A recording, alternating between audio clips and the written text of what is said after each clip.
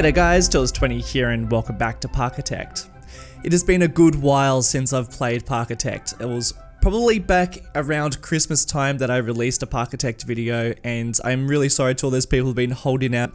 I know there's a bunch of people who are basically following me just because of Parkitect, and I've been letting them down for a while, so apologies to those guys. I would like to talk a bit about why I've dropped off Parkitect a little bit further on in this video, but I am back, baby. I am well and truly back, and there's a good reason why I'm back. I have just been going down a real theme park rabbit hole on YouTube lately, where I've just been pretty much all I've been watching is theme park reviews and Rollercoaster reviews.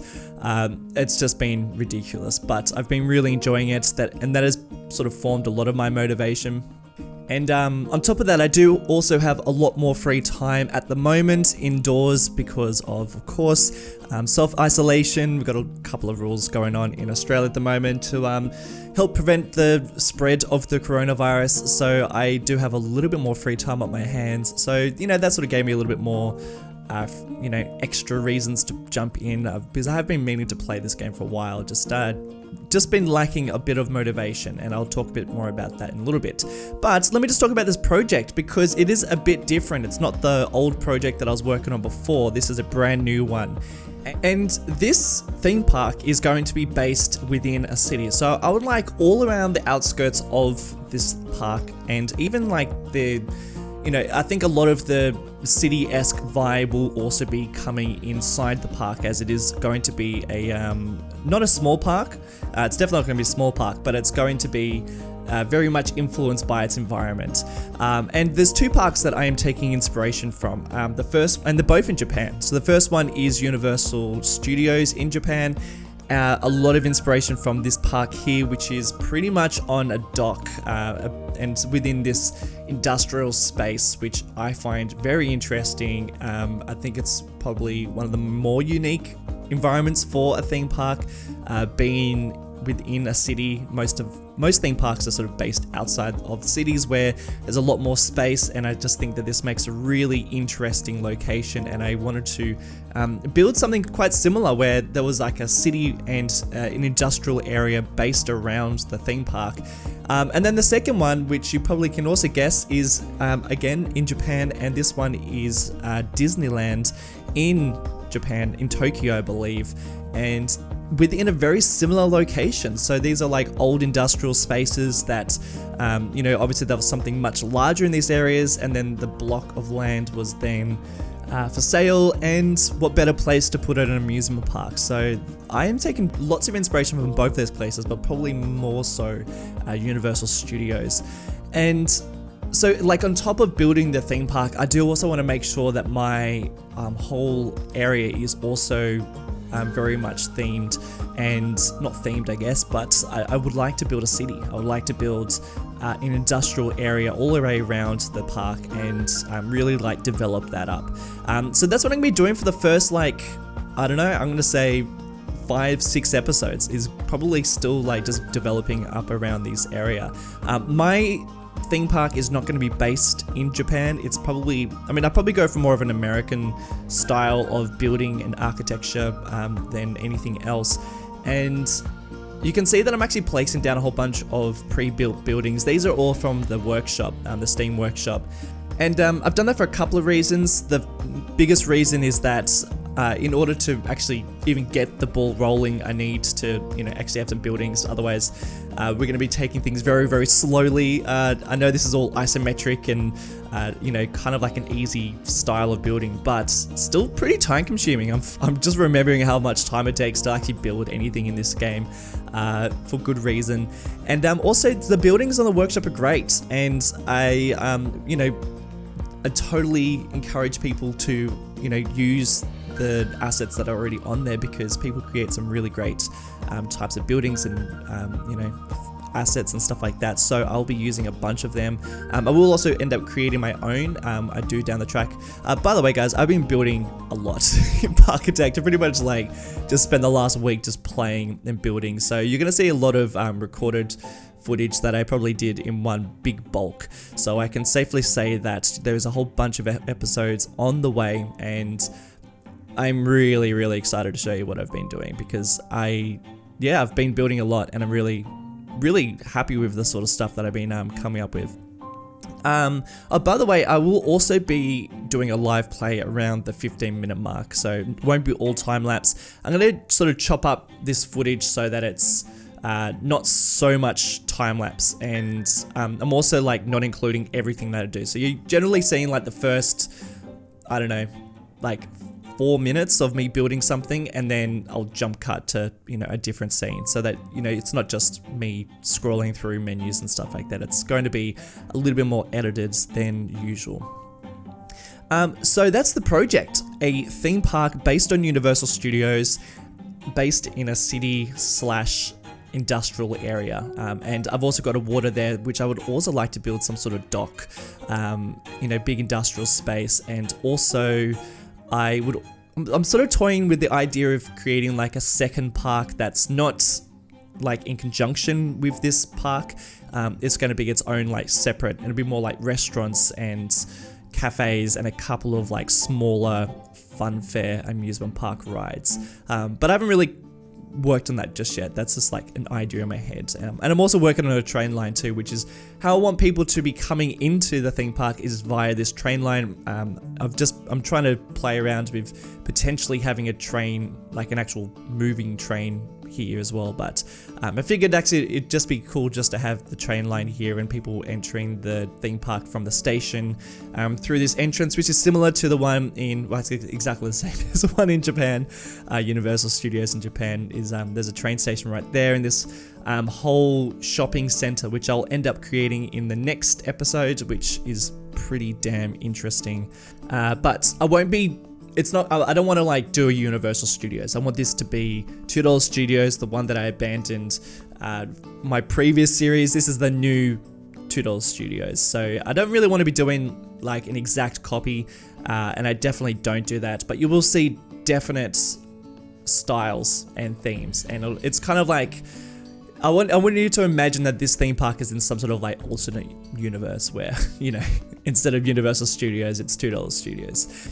So, I am back playing Parkitect. I do have to say that a big part of the reason why I am back is that I probably like once a week, once every couple of weeks, I get a message from one of you guys saying, please $2, please come back to Parkitect, we're begging you. And that has honestly been really encouraging. So, you know, if you guys do want to see more Parkitect, please, you got to make noise, because I will otherwise prioritize other projects. I don't expect Parkitect to get the same views as my City Skylines series, and you know, I sort of like dip in and out of interest at the moment. All I can think about is Parkitect, whereas, you know, over the last like 6 months, it's been City Skylines. But what does help my motivation is you guys getting on board. Even if there's just like a few people who are interested, then, you know, please let me know. You can let me know by commenting in the videos or by rating up the videos.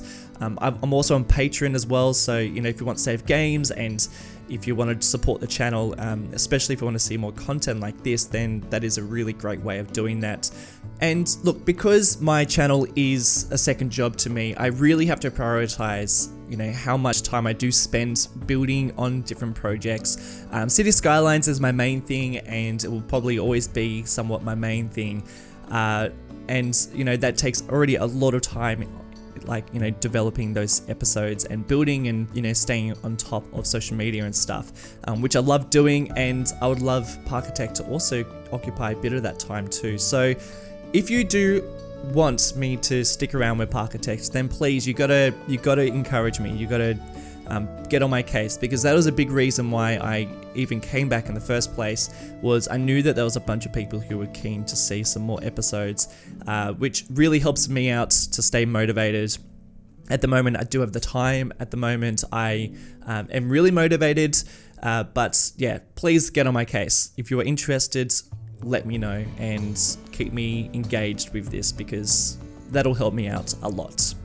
But I did drop off Parkitect around Christmas time last year, and the reason why was Around the same time, I actually upgraded my PC, and because I did that, moving my content, moving the videos that I had pre-recorded, so I actually recorded like 3 episodes around this time that the DLC dropped, because I was really motivated, really excited, and I built a bunch of stuff. And then when I transferred stuff over to my new PC, I actually lost all that footage, which was really, it was like a big blow because there's a lot of work that I put into it, and because of that, and there was also other things with the old save, the old $2 studios that I wasn't happy with. So it was like a lot of work that I'd lost and a lot of work that I wasn't happy with anymore. So I just sort of lost a lot of interest and it's just sort of dropped off. And that was also around the time that my channel really, like I started working on some bigger projects within City Skylines and wasn't able to produce the same amount of stuff for both series. So that is the reason why I dropped off. I also left a whole bunch of like presets from to make these videos, or like the intros and the music and all the stuff for my Adobe Premiere Pro. I lost all that stuff on my old PC, so I had to redevelop it all. So that was a bit of a pain. So that's why it took so long, but I am back. And I actually want to show you the stuff that I built in the old $2 studio. So we're going to jump into a live play now, and I'm going to show you this new version, the stuff that I've just built, to give you a bit of a tour, and then we're going to swap over to the old save and I'll show you about 3 episodes worth of content that I never got to show you. Okay, let's get into it. Okay, so here is everything we just built. So I didn't really talk about anything that I was doing. In the next episode, I'll be able to talk a little bit more about the process of my building. I've been honestly just placing down buildings at this stage. But I'm pretty happy with how this looks. Now, I actually plan to go through a lot more detail in other sections, but I just wanted to get the general vibe down for the time being and get an idea of how I want the environment to look around this area. And so we've got a real mix of commercial and office blocks, and then we've also got some industrial stuff too. So the proportions in this are a little bit off, and that's fine because that's what I like about Parkitect, is that, we are working in isometric view, which I think is a real special, like something that is really, really special, a bit of a dying breed in terms of video games. But I think that is like one of the beauties of this game is, the isometric disproportion scale of the game. Obviously cars and people and buildings are all a little bit off, and particularly the rides, but I think you just got to embrace it. So that is something that I just want to sort of work on in this series, is playing with the different perspectives and the isometricness of the game. And this sort of neighborhood is like, I would like all the neighborhoods around this area to be pretty rough. All these sort of like lower commercial areas. This Chinese restaurant, which I merged with this building because they're pretty similar, and I just really love this block. This is obviously a main road, and in order to get to this shopping district here, you have to use one of these little little streets that come into it. I think that this is probably a brand in real life, but I don't really know. But I really love these buildings. By the way, if you are somebody who has built one of these buildings, like, let me know in the comment section below, because that would be really really cool to like find out if you guys are some of the people that built some of these, because these are really quite amazing and have given me a lot of motivation to build some new stuff. This is a pretty old Pizza Hut, like it's an old asset. I think this is from like 2018 or something, but you know what? It's on the fringes of the city. It'll be fine. And as we get a little bit further out, a little less detail. But I do plan to get the detail done in all these areas, and it's pretty big space that I do want to develop up. So we will work on these at some other stage, but for the time being, I just want to work around these areas and get them well established before moving on to any other areas, because no doubt I've probably not given myself enough space to build an entire theme park, so we might have to expand out, which I will plan on doing. All around here, I do want it to be way more industrial and have some boats, and I think you might have saw that I was playing with a potential bridge that kind of comes around here, but I don't know, we'll see what happens with that idea. But yeah, I kind of want there to be a whole bunch of industrial docks and warehouses around this area, but also a bit of commercial and potentially a second theme park that will obviously be running as the same thing, but you know, in the story of this city, or not city, story of this theme park of $2 Studios, this will be like its own thing, its own funfair wharf area, and potentially getting some hotels around here. I think it'd be really cool to see all this detailed up. But that is the general idea going ahead. Oh yeah, over here, this is where I want to develop up some sort of commercial district that will have the train station here where I want people to be spawned into. And yeah, I want this to be really, really detailed, like super nice, little commercial, not even little, like a big themed commercial district that was that is also part of $2 Studios. You know, one of those additions for you know, some sort of shopping complex. I think that's gonna be really cool. I'm pretty sure Universal does that with all their theme parks, but it could be wrong.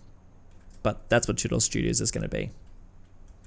So that's it. That's what we've built so far.